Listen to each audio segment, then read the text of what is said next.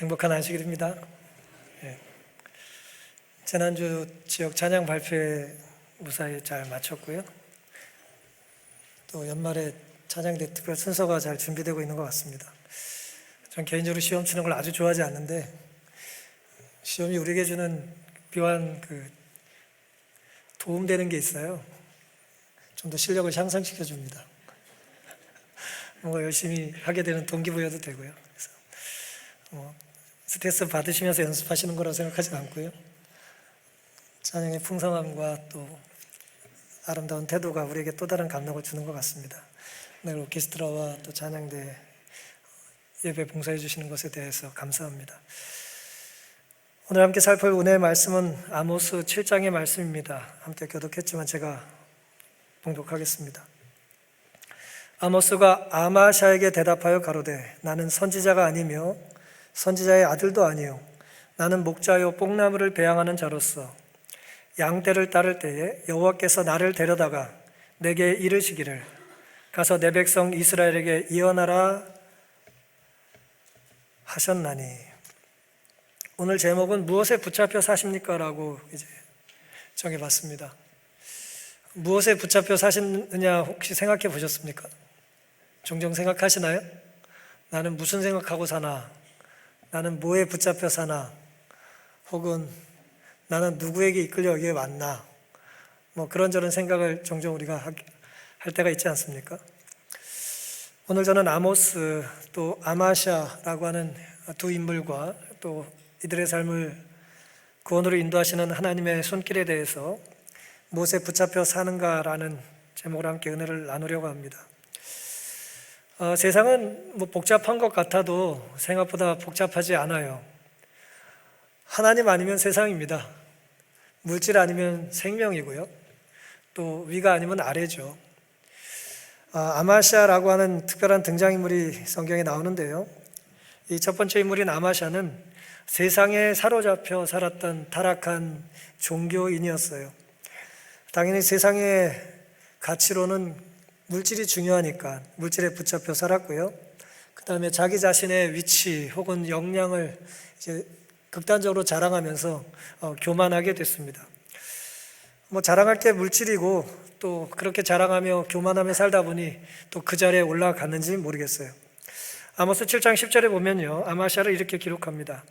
때에 베델의 제사장 아마샤가, 이 사람이 뭐 하는 사람이에요? 제사장이에요. 예. 베델의 제사장 아마샤가 이스라엘 왕 여로보암 2세죠 기별하여 가로되 이스라엘 족속 중에 아모스가 왕을 모반하다니 그 모든 말을 이 땅이 견딜 수 없나이다. 아모스가 말하기를 여로보암은 칼에 죽겠고 이스라엘은 정령 사로잡혀 그 땅에서 떠나겠다 하나이다 하고.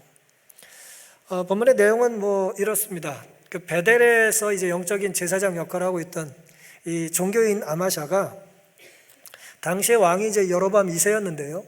BC 이제 8세기 중반이라고 생각하시면 되는데요. 이때 생각보다 이스라엘이 강한 나라였어요.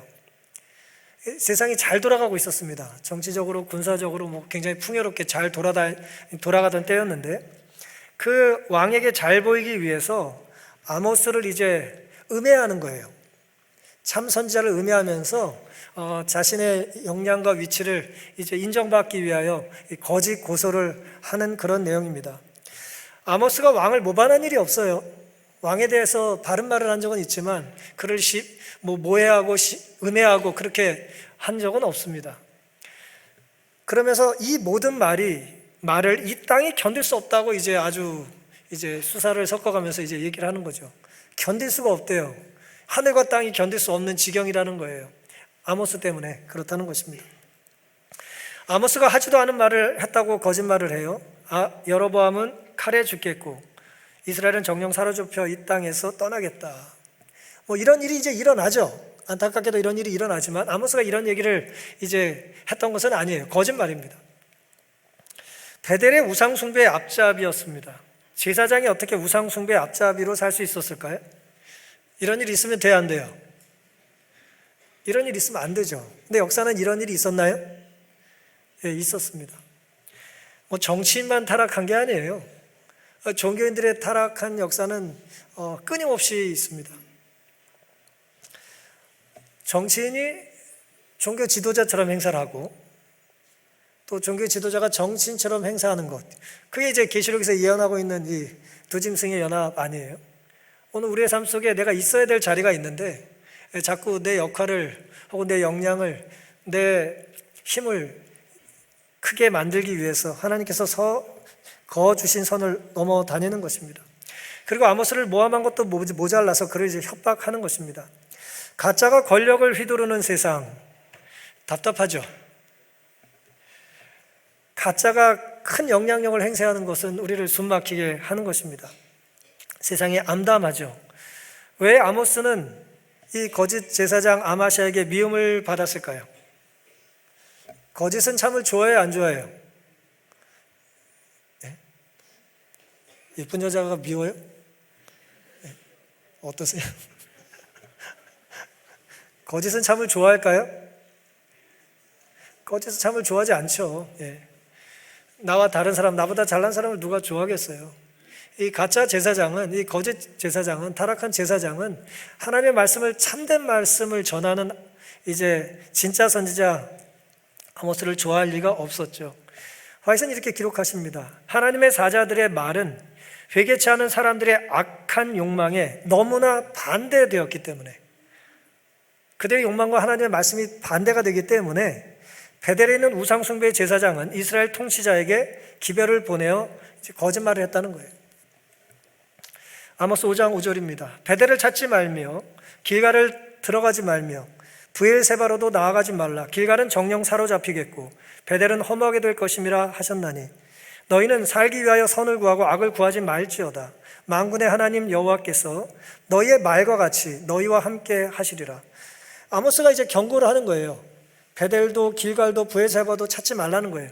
요즘 말로 얘기하면 뭐라고 하면 좋을까요? 뭐 강남 3구에 살지 말아라, 그럴 필요 없다, 뭐 그런 얘기일지 모르겠어요. 종교적인 이 중심지고, 그런데 안타깝게도 타락한 우상숭배의 중심지가 된 것입니다.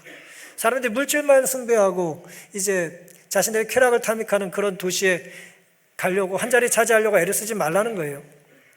결국 허무하게 무너질 거다라고 하는 것입니다. 그러면서 마지막 말씀이 참 슬프죠. 여호와께서 너희의 말과 같이 너희와 함께 하시리라. 이게 무슨 뜻입니까? 하나님 우리와 함께 하시나요? 하나님 우리와 함께 하시나요? 성경은 우리와 하나님 함께 하신다고 끊임없이 말씀하시잖아요. 그런데 이 타락한 이스라엘 백성들은 말로만 하나님 우리와 함께 하신다고 얘기를 해놓고 실제로는 그걸 믿지도 기다리지도 갈망하지도 않았어요. 말만 한 거예요. 말만. 하나님 우리와 함께 하시지. 그리고 넘어갔다는 거예요. 근데 참 선지자는 뭐라 그래요? 니들이 말하는 것처럼 진짜 하나님이 너희와 함께 하신다는 거예요. 이게 참 슬픈 얘기입니다. 말만 하는 거예요. 말만. 믿지를 않는 거죠. 그들은 하나님의 이름만 불렀지 하나님의 능력과 성품을 믿지도 순종하지도 않았던 것입니다. 아수르의 속박을 받기 전 마지막 반세기 동안, BC 722년에 이제 이스라엘이 망했으니까요, 망하기 전 반세기 한 50년 동안, 8세기 중반에 마지막 반세기 동안 이스라엘 중에 있었던 죄악은 노아 시대의 죄악과 같았다 그랬어요. 노아 시대처럼 타락했다는 거예요. 영혼의 방벽이 무너져 내림으로 잘못 지도를 받은 예배자들은 죄를 방어할 울타리가 없어서 인간의 마음속에 도사리고 있는 악한 정욕에 굴복하게 되었다. 우리 안엔 죄가 있어요. 죄성이 우리를 지배하려고 할 때가 많죠. 하나님께서 우리를 지켜주시고 성령을 통해서 그것을 이기고 살아야 되는데, 뭐 그런 영적인 울타리를 귀하게 여기지 않고 하나님 우리의 삶의 주인으로 여기지 않으니 사탄이 우리를 얼마나 쉽게 자기의 먹잇감으로 삼았겠냐는 것입니다. 온갖 우상 숭배와 쾌락에 그들이 탐닉했던 것입니다. 아마시아가 꿈꾸는 세상, 그가 사로잡혔던 세상은 그런 세상입니다. 교만과 사치가 극에 달해요. 아모스 3장은 그들의 타락상을 이렇게 기록합니다. 사마리아에서 침상 모퉁이에나 걸상에 비당 방석을 앉은 이스라엘 자손이 건전함을 입으리라. 그들의 온갖 관심이 좀 더 좋은 소파에 앉는 거예요. 좀 더 좋은 자동차, 쿠션 좋은 거 앉는 게 그들의 그 당시의 꿈이었어요. 21세기에 우리가 살기에 좋아봤자 얼마나 좋았겠어요. 2700년, 800년 전에 뭐 의자가 쿠션이 좋으면 얼마나 좋겠어요. 하지만 정말 좋은 걸 그들은 원한 거예요. 따뜻하고 좋고 푹신푹신하고 그런 걸 그들이 원했다는 거죠. 15절 겨울 궁과 여름 궁을 치리니 상하 궁들이 파멸되며 큰 궁들이 결단나리라. 이는 여호와의 말씀이니라. 최고급 인테리어 재질을 가지고 꾸며놓은 거예요. 인간의 물질에 대한 욕망은 옛날 사람이라고 없는 게 아니에요. 돈을 가지고 능력을 갖게 되면 누구나 다 똑같이 원하는 거예요. 요즘 돈 많은 사람만 여름에 겨울에 휴가지 찾아가지고 무슨 따뜻한데, 겨울엔 따뜻한 데 가고 여름엔 시원한 데 가고 그런 게 아니에요. 그때도 그랬어요. 로마 시대 때도 그랬어요. 지중해 연안에 좋은 데는 다 부자들이 차지하고 있어가지고 말이에요. 그때도 빌라 찾아다니고 펜트하우스 찾아다니고 고급 리조트 찾아다닌 거예요. 인간의 관심이 그때나 지금이나 다르겠습니까? 겨울궁과 여름궁, 좋은 집에 이제 찾아다니면서 그들이 물질의 상하궁에 갇혀서 큰 평수를 자랑하면서 살았다는 거죠. 하지만 그게 헛된 일이 될 거라는 것입니다.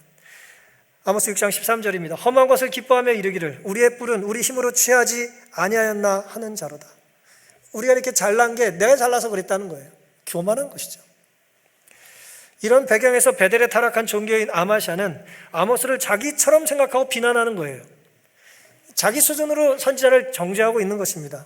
아모스 7장입니다. 아마샤가 또 아모스에게 이르되 선견자야 너는 유다 땅으로 돌아가며 가서 거기서나 떡을 먹으며 거기서나 예언하고 다시는 베델에서 예언하지 말라. 이는 왕의 성소요 왕의 궁임이니라. 아마샤가 이제 보기 싫은 아모스가 자꾸 바른 말을 하니까 내쫓고 싶은 논리가 뭐냐 하면, 선견자야 너는 유다 땅으로 도망하여 가서, 이 아모스의 고향은 이제 유다 지방이란 말이에요. 그러니까 남의 동네 와가지고 떠들지 말라는 거죠. 이제 이스라엘, 여긴 북쪽 이스라엘이니까 니네 동네 가라는 거예요. 그리고 뭐라 그래요? 가서 거기서나 떡을 먹으며 거기서나 예언하라는 거예요. 이게 무슨 뜻입니까? 떡집 주인인가요? 왜 거기서 떡을 먹고 거기서나 이제 예언을 하라는 거예요? 다시는 베델에서 예언하지 말라. 이는 왕의 성소요 왕의 궁임이니라. 여로보암 2세가 통치하고 있는 이 세상, 이 지역은 누구 거라는 거예요? 내 영토라는 거예요. 여기에 생계는, 여기서 종교인으로서 행세는 누가 해야 돼요? 내가 하면 된다는 거예요. 이 아마샤는 생계형 제사장이에요. 돈 잘 벌 수 있는 구역에, 내 구역에 뭐 하지 말라는 거예요? 들어오지 말라는 거예요. 여기 지금 이거 내가 다 자리 잡고 터닫고 내가 지금 이거 구워 삶아서 지금 왕이 내 편인데도 왜 자꾸 와가지고 숟가락 올리냐는 거예요. 니네 동네 가라는 거예요. 당시 베델은 우상 숭배가 가득한 배도한 도시였습니다. 우리는 어떤 시대에, 어떤 세상에 살고 있습니까? 우리 속엔 혹 아마샤 같은 이유로 하나님을 찾지는 않습니까? 여기 지금 학생들이 이제 앉아서 예배 같이 드리는데요. 하나님 저에게 공부를 잘하게 해주세요. 하나님이 나에게 공부를 잘하게 해주는 분이라고 생각하고 하나님을 믿는다면, 그것이 첫 번째 이유라면 우리는 미안하지만 아마샤예요. 하나님을 찾는 이유가 내 꿈을 이루기 위한 수단으로 삼는 게 다 아마샤예요. 예배 행위가 나의 수입에 도움이 되니까 아무리 생각해봐도 목사하는 게 제일 나을 것 같아. 그게 아마샤예요. 아무리 생각해도 안식교회 다니는 게 제일 유리할 것 같아. 그게 아마샤예요. 하나님을 믿는 것, 그분이 주신 구원이 나에게 있어서 너무나 감사해서 그것을 최우선으로 삼지 않는다면 우린 다 아마샤의 유혹이 있는 것입니다. 우리 엉뚱한 거에 사로잡혀 사는 것이죠. 하지만 감사하게도 그렇지 않은 사람이 있습니다. 바로 아모스예요. 하나님께 사로잡힌 사람이었습니다. 이 사람은 소명과 겸손의 사람이었습니다. 아모스 7장 14절입니다. 아모스가 아마샤에게 대답하여 가로되 나는 선지자가 아니며 선지자의 아들도 아니요 나는 목자요 뽕나무를 배양하는 자로서 양떼를 따를 때 여호와께서 나를 데려다가 내게 이르시기를 가서 내 백성 이스라엘에게 예언하라 하셨나니 그랬습니다.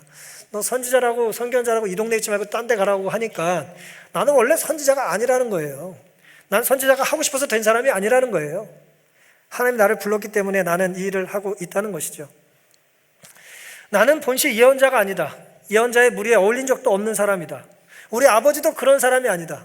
내가 뭐 이 출중한 무슨 뭐 이 귀족 가문의 일원이라 내가 일을 하는 게 아니라는 거예요. 나는 그저 목자요 돌 무화과를 가꾸는 농부다. 나는 양떼를 몰고 다니다가 야훼께 잡힌 사람이다. 당신의 백성 이스라엘에게 가서 말을 전하라고 하시는 야훼의 분부를 받고 왔을 뿐이다. 네가 나를 나가라 들어오라 할 게 없다는 거예요. 누가 보냈으니까? 하나님이 가라고 해서 내가 갔다는 거예요. 하나님이 전하라고 해서 했다는 거예요. 아모스에게 예언자의 삶은 생계수단이 아니었습니다. 유망한 직업이기 때문에 이걸 택한 게 아니에요. 그저 하나님의 부르심, 즉 소명에 충실했던 사람이에요. 다음 건 물을 필요가 없는 거예요. 하나님이 날 불렀다면 책임지실 걸 믿고 사는 거예요. 일반적으로 받아들여진 기준에 따라 교육을 받지 않은 자들을 전혀 교육을 받지 않았을 것이라고 생각하는 것은 흔히 범하는 과오이다. 여호와께서는 외로운 들과 골짜기와 유대의 언덕들에서 그가 양을 돌보며 뽕나무의 열매, 무화과를 모을 때 가르치셨다 그랬습니다. 예수님께서 이 땅에 오셔서 공격을 받지 않으셨잖아요. 그래서 예수님을 공격하는 사람들이 예수님이 글을 아는 것에 대해서 신기해하잖아요. 어떻게 글을 알고 이렇게 바른 말을 잘하냐고. 하나님께서 직접 가르치시고 지혜를 주는 분들이 있습니까? 없어요? 있습니다. 뭐 그렇다고 일부러 뭐 학교 때려치고 그러실 필요는 없어요. 왜냐하면 하나님 말씀을 잘 전하는 선생님들이 계시니까 우린 일반적으로는 열심히 공부를 하고 좋은 선생님들 밑에서 가르침을 받아야 되는 게 맞죠. 하지만 모두 그런 건 아니라는 거예요. 하나님께서 직접 가르치시는 그런 사람들이 있는 거죠. 하나님께서는 대제사장이나 어떤 위대한 사람을 선제로 택하지 않으시고 일반적으로 지위가 낮고 멸시받는 사람들 중에서 택하셨다. 그분께서는 목자 아모스를 선제로 택하신 적도 있었다 그랬습니다. 목자를 택해서 하나님의 말씀을 전하게 하셨다는 거예요. 아모스는 베들레헴 남쪽 드고아 출신입니다. 이 사람의 직업은 농부였고 목자였어요. 그런데 이 남쪽 사람이 어떻게 북쪽에 가서 선지자 노릇을 했냐는 거예요. 그의 표현을 빌자면 15절에 양떼를 따를 때 여호와께서 나를 데려다가라고 그랬어요. 그렇죠? 가서 이스라엘에게 예언하라고 하나님께서 말씀하셨기 때문이라는 거죠. 나를 데려다가라고 하는 이 히브리 말은 이제 취하다, 손에 넣다, 가져오다, 붙잡다, 운반하다, 움켜쥐다, 구입하다 뭐 그런 뜻의 라카흐라는 단어예요. 그러니까 내가 선택한 게 아니고 하나님이 나를 뭐 했다고요? 나를 붙잡아다가 보냈다는 거예요. 하나님께 사로잡혔다는 얘기입니다. 이 동일한 단어가 창세기 5장 24절에 나와요. 에녹이 하나님과 동행하더니 하나님이 그를 뭐 하셨다? 데려가셨다는 단어가 이 단어예요. 하나님이 붙잡고 옮기셨다는 거예요. 여러분, 오늘 우리가 이곳에 예배드리러 왔습니다.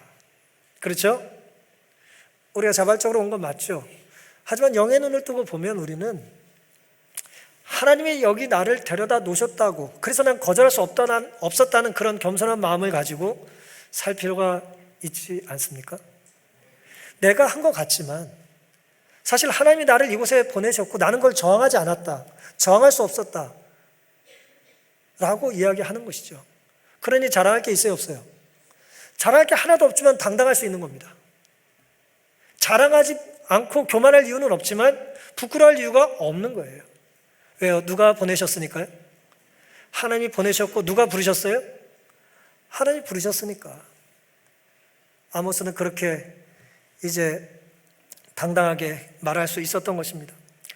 아모스는 사명을 자청하고 나서지 않았습니다. 내가 하겠습니다. 나를 보내주세요. 제가 아니면 누가 가겠습니까? 정치처럼 그렇게 하지 않았어요. 나 아니면 누가 하겠냐고 하지 않았습니다. 그것은 거역 못할 강요된 사명이었습니다. 지도자, 선지자, 예언자의 자리는 신청자를 뽑는 자리가 아니에요. 부름받은 자의 자리입니다. 우린 이것을 해마다 상기해야 합니다. 새로운 1년을 맞으면서 우리가 직원들을 뽑고 또 저희 앞에는 내년 초에 또 새로운 합회장을 이제 뽑게 되는데요. 이 자리를 내가 하겠다고 그렇게 하는 분들이 지도자가 돼서는 곤란하다는 거예요. 정치가 어려운 이유가 아마 그런 것 같습니다. 서로 하겠다잖아요. 사명을 자청하는 건 그리스도인의 모습이 아닙니다. 사명은 하나님께 사로잡혀서 하는 거예요. 거역무탄, 하나님이 날 붙잡으시고 놓지 않으시기 때문에 떠날 수 없는 그런 거룩한 몸부림이 있어야 되는 것입니다. 내가 좀 더 유리한 곳으로 자꾸 내 발걸음을 옮기면 당장은 유리한 것 같지만 그것은 하나님을 떠나는 지름길이에요. 그런 선택을 보고 누가 나를 그리스도인의 아름다운 향기를 맡을 수 있겠습니까? 나도 저렇게 살아서 예수님을 따라가야지가 아니라 저렇게 살면 좀 유리하게 되겠네. 사람들 보기에 그것이 유리해 보이고 넓은 길 같아도 필경은 생명의 길이 아닐 가능성이 많습니다. 에스겔 3장 22절에 여호와께서 권능으로 거기서 내게 임하셨다라고 하는 에스겔의 번역을 공동 번역은 이렇게 번역합니다. 여호와께서 거기서 나를 손으로 억세게 잡으시며 그랬어요. 권능으로라고 하는 이 말이 이제 손이라는 뜻이거든요. 하나님께서 나를 권능으로 내게 임하셨다라고 하는 걸 공동 번역은 손으로 억세게 잡으셨다라고 번역을 했습니다. 히브리 원래 의미가 그런 뜻이에요. 하나님이 오늘을 살살 대충 내가 조금만 움직이면 빠져나갈 것 같이 우리를 잡으시는 게 아니라 나를 강하게 붙잡으시는 거예요. 강력하게 붙잡으시는 거예요. 그런 붙잡임을 10대에 경험하면 좋을까요? 좋습니다. 일생을 주님께 사로잡혀 살겠죠. 20대에 사로잡히면 얼마나 멋진 청년이 되겠어요? 그런 청년은 데이트해도 괜찮은 사람이에요. 예? 얼굴 보고 그러지 말고, 예? 그 마음이 하나님께 온전히 사로잡혔냐 이거예요. 그런 사람을 봐야죠. 30대에 사로잡히면 얼마나 아름다운 직장인이 되겠어요. 하나님을 두려워하는 사람, 사장이 보지 않아도 거짓말 안 하고 도둑질 안 하는 사람, 우리는 그런 직원을 원하는 것 아닙니까? 하나님께 사로잡히고 하나님의 거룩한 손이 나를 붙잡고 있다는 걸 두려워하는 마음으로 살 수 있는 그런 사람, 우리에겐 그런 삶이 필요한 것입니다. 아모스처럼 하나님의 손에 붙잡힌 사람은 자기 말이 아니라 하나님의 말씀을 전하겠죠. 아모스 5장 18절입니다. 화 있을진저 여호와의 날을 사모하는 자여 너희가 어찌하여 여호와의 날을 사모하느뇨? 그날은 어두우며 빛이 아니라 마치 사람이 사자를 피하다가 곰을 만나거나 혹 집에 들어가서 손에 벽에 대었다가 뱀에게 물린 것 같도다. 좋은 말이에요, 나쁜 말이에요? 좋은 말이에요, 나쁜 말이에요? 안 좋은 말이죠. 하나님의 말씀을 전하는 아모스는 인기 있는 메시지를 전하려고 한 것이 아니라 하나님이 전하라고 하는 말씀을 전한 거예요. 자기 하고 싶은 얘기를 하나님 말씀이라고 전한 게 아니고 하나님이 전하라는 말씀을 전했다는 거예요. 어떤 분은 인기가 없으면 자기가 옳은 얘기를 한 줄 알아요. 그거 아닙니다. 또 인기가 있다고 다 틀린 것도 아니에요. 그것이 결정적인 게 아니라는 것이죠. 누가 날 좋아하느냐, 누가 날 싫어하느냐가 핵심이에요. 정신이 바로 박힌 하나님을 두려워하는 사람이 날 좋아한다면 내가 제대로 된 말씀을 전하고 있는 것이고, 아마 엉뚱한 소리 하는 사람들이 그냥 헬렐레 하면서 좋아한다면 1000명, 10,000명 있으면 뭐 하겠어요? 그건 결국 다 무너질 것이고 또 잡혀갈 그런 상황이 아니겠냐는 것입니다. 내가 지지하는 소리, 내가 서 있는 곳, 그곳에 하나님이 계신지를 우리가 고민해보면 살 수 있게 되기를 간절히 바랍니다. 아모스는 하나님께 순종하지 않는다면 결국 저주받을 것이라는 매우 인기 없는 설교를 끊임없이 했습니다. 하나님 없는 삶은 어둠이다. 사자 피하려다 곰을 만나고 벽에 손을 댔다가 뱀에 물릴 것이다 라고 하는 저주에 대한 설교를 했던 것입니다. 이렇게 되라는 거예요? 이렇게 되라는 것입니까? 이렇게 되지 않도록 회개하고 살라는 거예요. 이런 일이 벌어지라고 하나님이 밀어간 게 아니에요. 하나님 말씀대로 살지 않으면 이런 어려움을 당할 거라는 것입니다.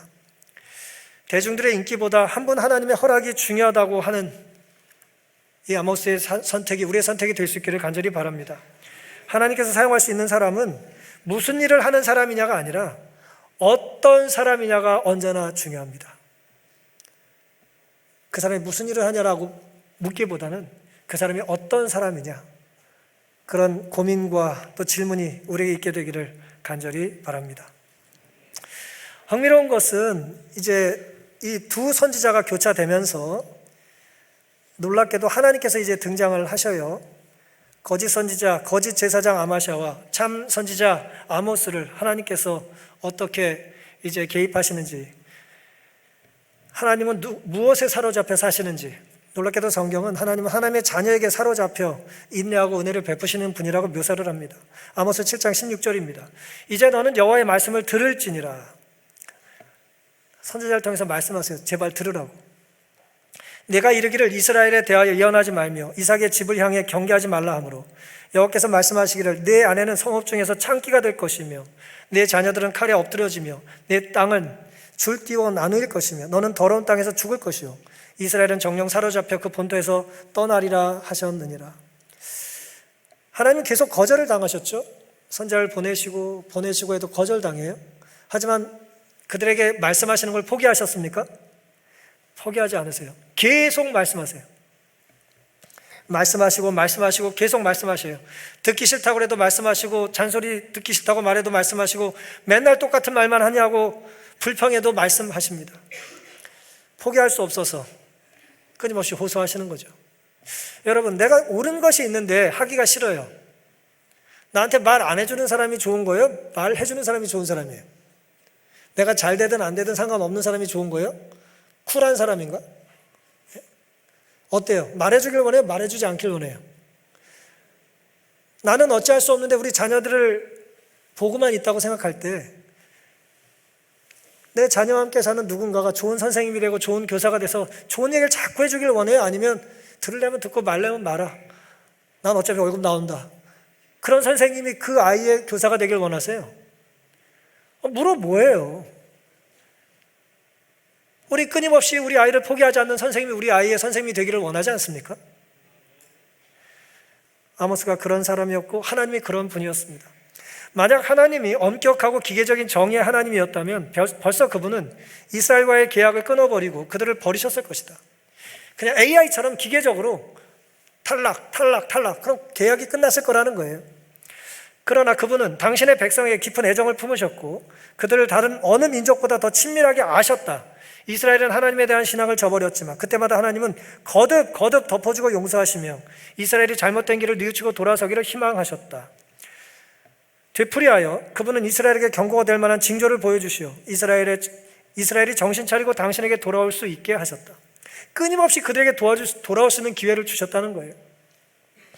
하지만 하나님의 고소는 거듭 거절을 당해요. 아모스 4장에는 5번이나 하나님이 거절당했다고 그랬어요.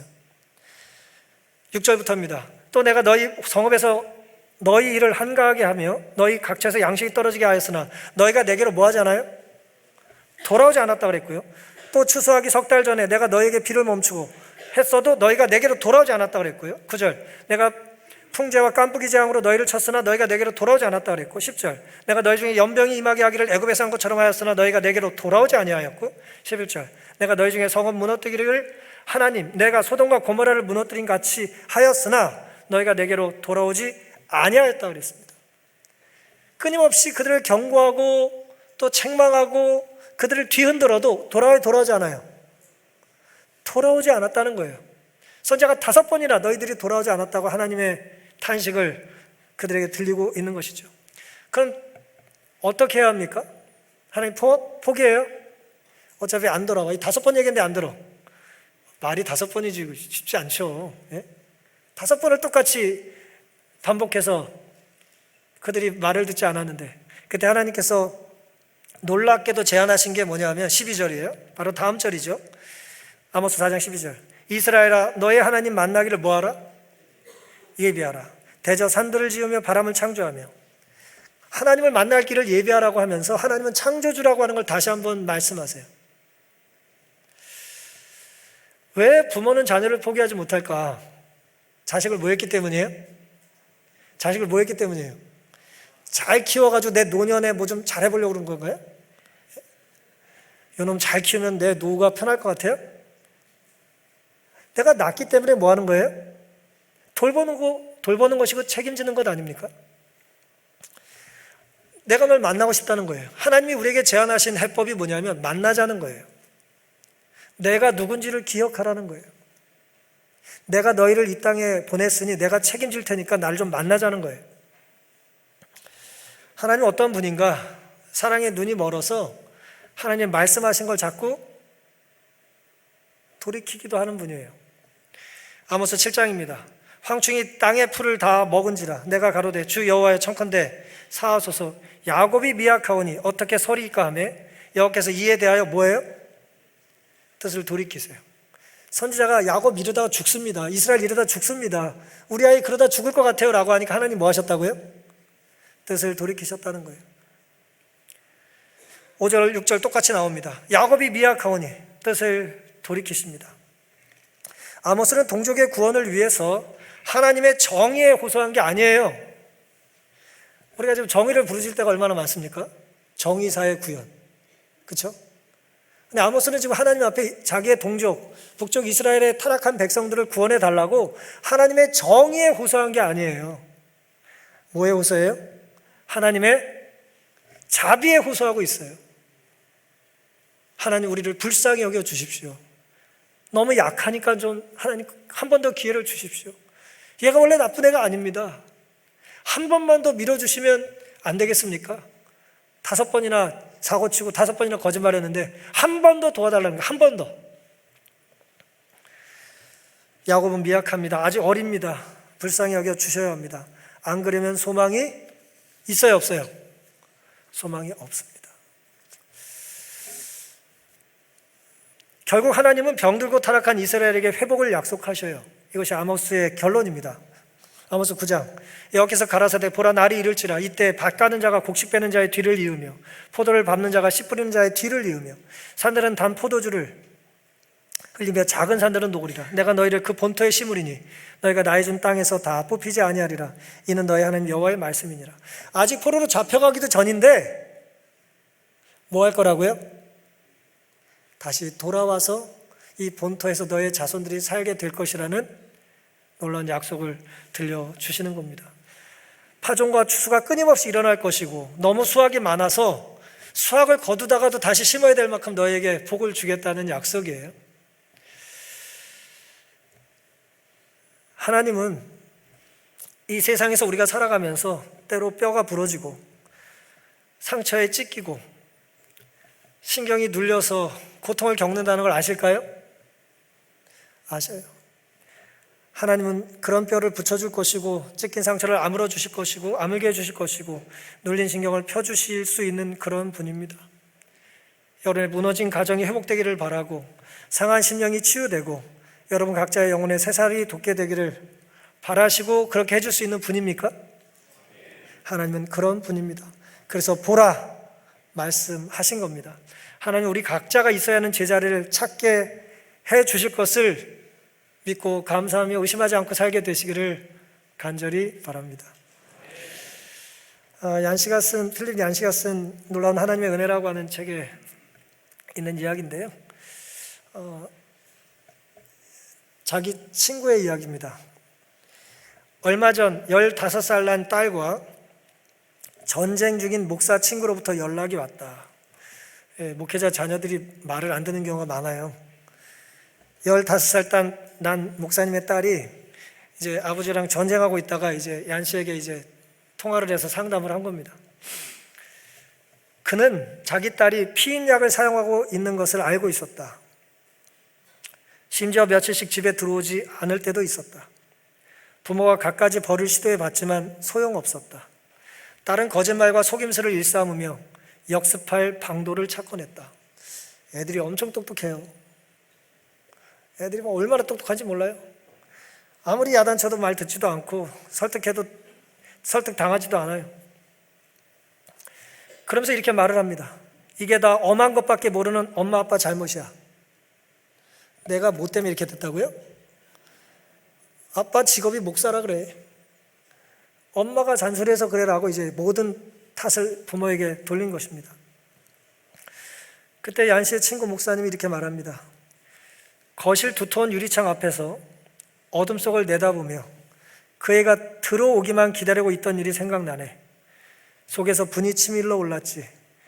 나도 탕자의 아버지처럼 되고 싶었지만 우리를 기롱하고 상처마저 입힌 딸아이한테 역정이 나더군.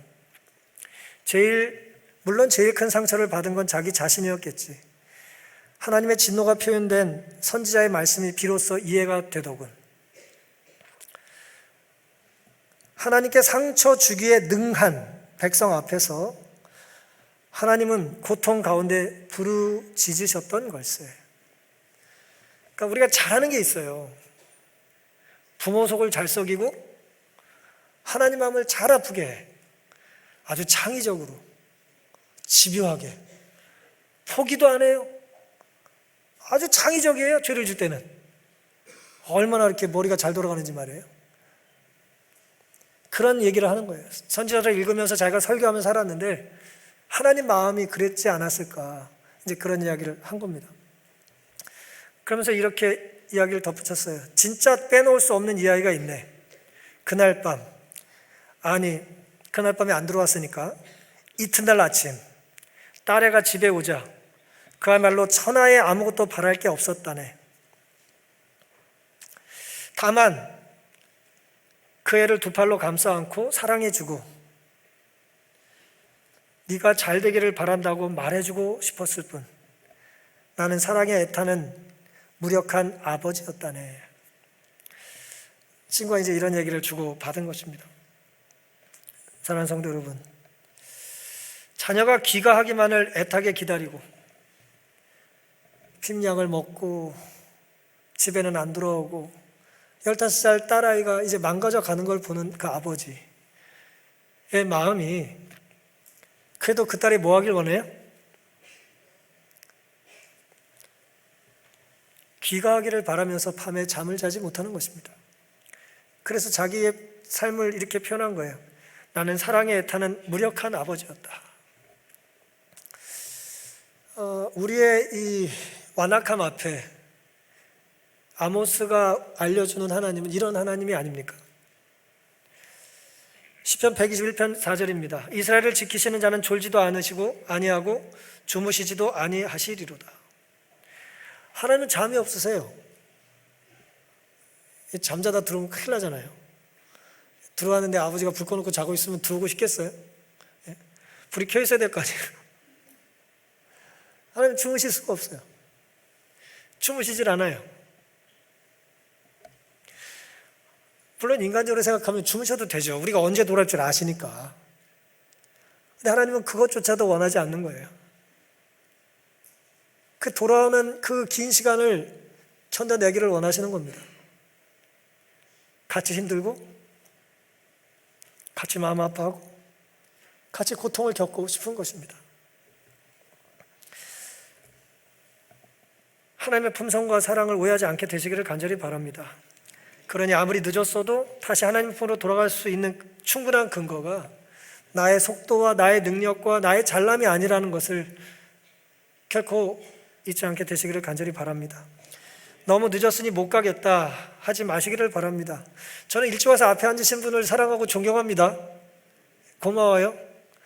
근데 늦게 와가지고 뒤에 앉으신 분도 사랑합니다. 감사해요.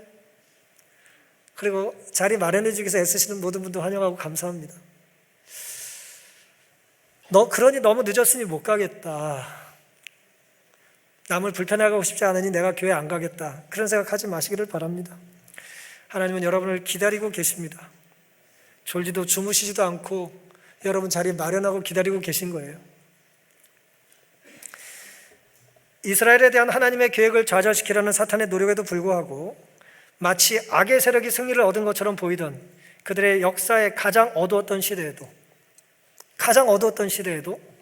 하나님께서는 은혜롭게도 자신을 나타내셨다. 그분은 민족의 행복에 필요되는 것들을 이스라엘 앞에 펼쳐 놓으셨다. 살다 보면 살면서 가장 어두운 시간인 것 같이 느껴질 때가 있으시죠? 옛날에 내가 그때 힘들었었는데 그 힘들었던 때보다 더 힘들 때가 있단 말이에요. 살다 보면. 그렇죠? 그런 때라도 하나님이 우리를 뭐 하신다고요? 우리를 구원하시고 우리를 기다리시고 우리에게 사랑의 손길을 내밀기 위해서 무력한 아버지처럼 우리를 사랑의 눈으로 바라보신다는 겁니다. 감사하지 않으십니까? 인생에서 가장 어두운 시간을 혹 보내고 계시다면 우리 10대 아이들 14년 5년 살았는데 너무 힘들어. 어제 소녀 오빠 나이가 13년 살았더니 너무 오래 살았다고 그러던데요. 하나님 보시기에 13년을 살든 130년을 살든 힘든 거예요. 인생에 있어서 가장 어두운 시간을 보내고 계시더라도 하나님의 은혜를 결코 의심하지 않게 되기를 간절히 바랍니다. 그러니 이제라도 하나님 만나기를 예비하시고 나를 창조하신 하나님의 부르심에 겸손히 순종하며 살게 되시기를, 그렇게 다짐하기를 간절히 바랍니다. 우리를 창조하신 하나님께서 우리를 책임지시도록 우리의 삶을 하나님께 구별해 드릴 수 있기를 간절히 바랍니다. 하나님께서 주신 것이 아니라면 취하지 마시기를 바라고요. 하나님께서 주신 것이라면 싫다고 거절하지 않게 되시기를 간절히 바랍니다. 살아가신 한 주 동안 하나님의 은혜의 손길이 우리의 삶을 어루만지고 치유하고 온전히 회복시켜 주실 것을 믿고 감사하며 살게 되시기를 바라면서 오늘 말씀을 마치겠습니다.